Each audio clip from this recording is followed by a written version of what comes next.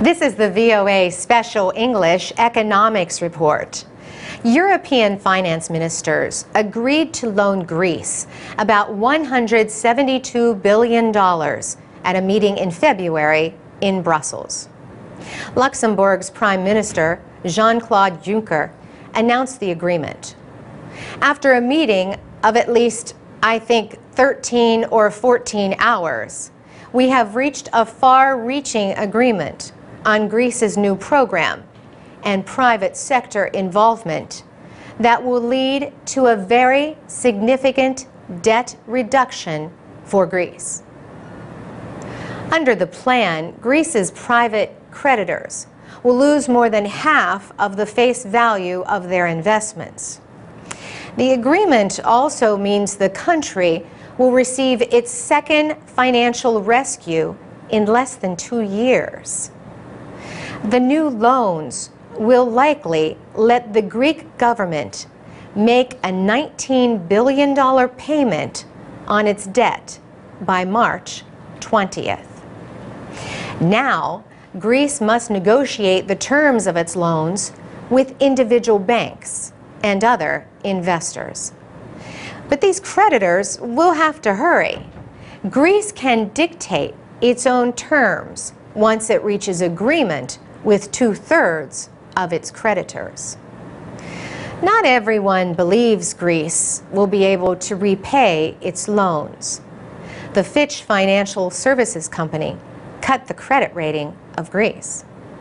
Fitch said it remains highly likely that the country will fail to meet its financial responsibilities. The Greek Parliament has agreed to the idea of spending and job cuts demanded by the European Union and the International Monetary Fund. The Parliament has to pass all 79 measures included in a reform plan before getting the rescue loans. Prime Minister Lucas Papademos has said his country has a lot of work to do before it can receive new aid. At the same time, protests continue in Greece over budget-cutting measures. Many Greeks say they have sacrificed enough. But Greece's EU neighbors are unlikely to release new loans until the budget cuts are in place. The head of the EU delegation to the United States, Ambassador João Vale de Almeida, told VOA that the Union has learned from the crisis. We learned a lot about the means that we need to have to deal with emergency situations. We didn't have them before. We developed them to deal with the cases like Greece and a few other countries. Secondly, we learned that our governance system was not yet at the right level of sophistication.